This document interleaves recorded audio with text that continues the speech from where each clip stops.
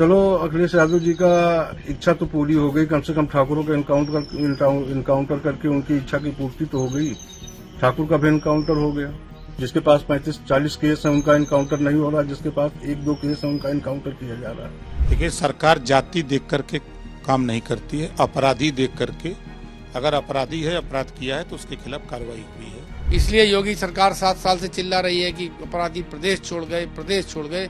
इन सबसे ज्यादा खुलेआम दिन दहाड़े डकैती इन्हीं की सरकार से शुरू हुई है। सर, मंगेश यादव का इनकाउंटर हो गया, उसके लिए हम लोगों को बहुत डर लग रहा है कि हाँ, हमारे भाई का भी इनकाउंटर न कर दिया जाए। इससे हम लोगों को दहशत बनी हुई है। यूपी पुलिस के एनकाउंटर में मारे गए अनुज प्रताप सिंह की बहन ने 9 सितंबर को आज तक से हुई बातचीत में कहा था कि उन्हें डर है मंगेश की तरह अनुज का भी एनकाउंटर हो सकता है। इसी के 14 दिन बाद 23 सितंबर की सुबह तकरीबन 4 बजे यूपी एसटीएफ और स्थानीय पुलिस के साथ हुई मुठभेड़ में अनुज को गोली लगी और अस्पताल में इलाज के दौरान उसकी मौत हो गई।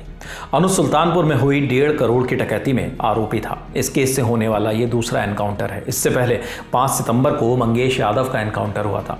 अनुज पर 1 लाख का इनाम था।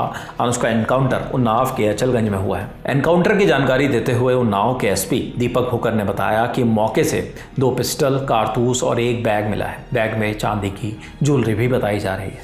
आज दिनांक 23/9/24 को अचलगंज थाना क्षेत्र जनपद उन्नाव में लखनऊ एसटीएफ टीम व बदमाशों के बीच में मुठभेड़ हुई है। इस मुठभेड़ में एक बदमाश घायल हुआ व दूसरा बदमाश जो है मौके का फायदा उठाकर भाग गया।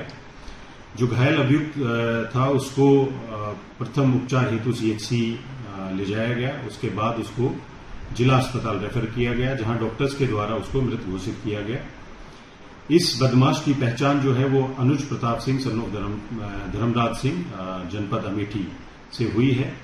यह बदमाश 1 लाख का इनामी अपराधी था। वह सुल्तानपुर में हुई डकैती की घटना में वांछित चल रहा था।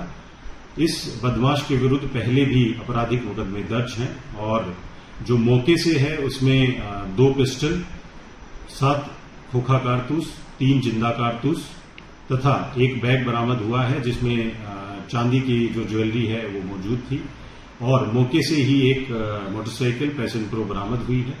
इसमें अचलगंज पुलिस के द्वारा अग्रिम वैधानिक कार्रवाई की जा रही है। पुलिस के मुताबिक अनुज 28 सितंबर को ही डकैती के बाद से ही फरार था। हालांकि अनुज की बहन का कहना है कि अनुज 28 सितंबर के दिन सूरत में था। सर, नहीं लग रहा है कि इस बार इन्वॉल्व है, क्योंकि उनसे सर बात होती थी, बात हुई भी है। 28 तारीख को 10:30 बजे रात में हमारे भाई की हमसे बात हुई है, तब तक वो सूरत में ही थे। अनुज की बहन का कहना है कि 28 सितंबर के ही दिन पापा को पुलिस लेकर गई थी। वो बीमार थे, उन्हें पुलिस ने कहाँ रखा, हमें इसकी भी कोई जानकारी नहीं दी गई। सर, वो पढ़ाई करते थे और उनका बीए फाइनल हो गया था, एसएससी की प्रिपरेशन करते थे और उनके जो फ्रेंड थे कुछ काम से उन्हें घूमने के लिए बाहर लेकर गए थे सूरत। फिर वहां पता चला कि हाँ, कोई डकैती का केस हुआ है। उसी के सिलसिले में उनकी तारीख चल रही थी और वो तारीख पे ही गए हुए थे।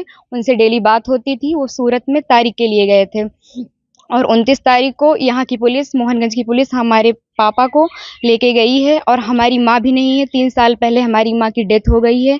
हम लोगों के सिर्फ पापा ही सहारे थे और पापा को भी वो लोग लेकर गए हैं और कोई इन्फॉर्मेशन नहीं दे रहे हैं कि हाँ, उनसे बात हो। ना हम लोगों की उनसे बात हो पा रही है, ना पापा को पता है कि हम लोग ठीक हैं या नहीं। अनुज के एनकाउंटर पर उसके पिता धर्मराज सिंह की भी प्रतिक्रिया आई है। उन्होंने कहा अब अखिलेश यादव जी को शांति मिल जाएगी। अब एक ठाकुर का भी एनकाउंटर हो गया है। चलो अखिलेश यादव जी का इच्छा तो पूरी हो गई, कम से कम ठाकुरों का इनकाउंटर करके उनकी इच्छा की पूर्ति तो हो गई। ठाकुर का भी इनकाउंटर हो गया। जिसके पास 35-40 केस है उनका इनकाउंटर नहीं हो रहा, जिसके पास 1-2 केस है उनका इनकाउंटर किया जा रहा है। सरकार की मर्जी, जो मर्जी हो सरकार कराए। आपको बताते चलें कि 28 अगस्त को सुल्तानपुर के मेजरगंज एरिया में सराफा कारोबारी भरत सोनी की दुकान में चोरी हुई थी। 14 नकाबपोशों ने बंदूकों के दम पर 1.5 करोड़ की लूट की थी। घटना के अगले ही दिन 29 अगस्त को इनके गैंग के सरगना विपिन सिंह ने रायबरेली कोर्ट में सरेंडर कर दिया था। विपिन ने उस वक्त कहा था कि उसे डर है कि पुलिस उसका एनकाउंटर कर सकती है।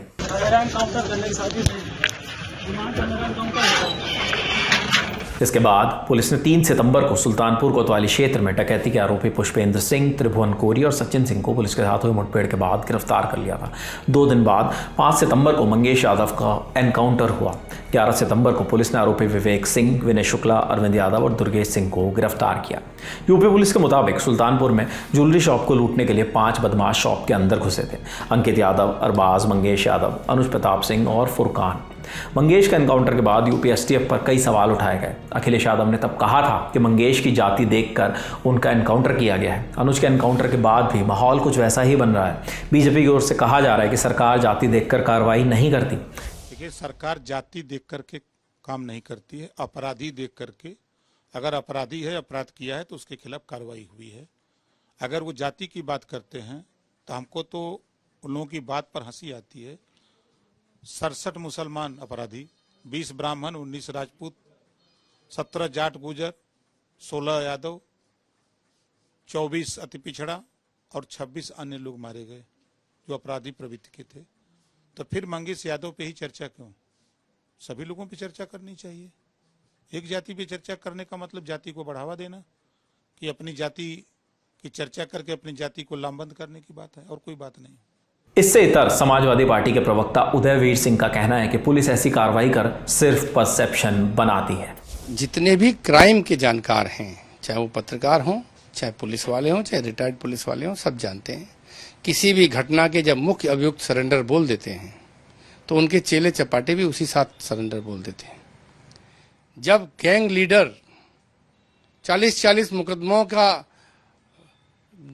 दुर्भाग्यपूर्ण अनुभव रखने वाले लोग सरेंडर करके पुलिस के साथ जेल में चले जाएं तो 1-2 मुकदमे वालों की हैसियत नहीं होती खड़े रहने की। या तो वो दूर भाग जाते हैं या तो अपने गुरुओं के साथ सरेंडर कर देते हैं। ये 40 किलोमीटर की रेंज में पिछले 20 दिन से सब मरने के लिए घूम रहे हैं। ये लीपा पोती की घटनाएं हैं। पुलिस के जानकार सब बताते हैं कि ऐसी घटनाएं कवर अप के लिए की जाती हैं, परसेप्शन और संदेश मेंटेन किए जाते हैं, और परसेप्शन और संदेश ही मेंटेन हो रहा है, लॉ एंड ऑर्डर पर काम नहीं हो रहा। इसलिए योगी सरकार 7 साल से चिल्ला रही है कि अपराधी प्रदेश छोड़ गए, लेकिन सबसे ज्यादा खुलेआम दिन दहाड़े डकैती इन्हीं की सरकार से शुरू हुई है।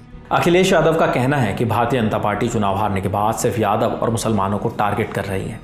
बड़े पैमाने पर टांग में गोली लगी है या हाथ में गोली लगी है, इसका नाम दिया है हाफ इनकाउंटर या टांग पे गोली वाला इनकाउंटर। ये जितने भी टांग पर गोली वाले इनकाउंटर हैं, ये सब फर्जी इनकाउंटर हैं। ये सरकार की नीयत साफ नहीं है। सरकार की नीयत कभी साफ नहीं हुई है। सरकार चुनाव हारने के बाद, और खासकर भारतीय जनता पार्टी चुनाव हारने के बाद, केवल यादव और मुसलमान पर नजर मार रही है। ये तो हुई राजनीतिक प्रतिक्रिया, बाकी पुलिस जांच कर रही है। अनुज के पिता का कहना है कि अनुज निर्दोष है, वो डकैती के वक्त सूरत में था, उस पर सिर्फ 1-2 मुकदमे ही चल रहे थे। हालांकि पुलिस का कहना है कि डकैती के सीसीटीवी फुटेज में अनुज साफ नजर आ रहा है।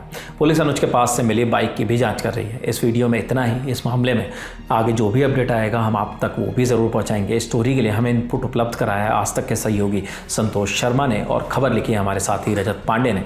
देश और दुनिया से जुड़ी बाकी खबरों के लिए देखते रहिए दी ललन टॉप। शुक्रिया।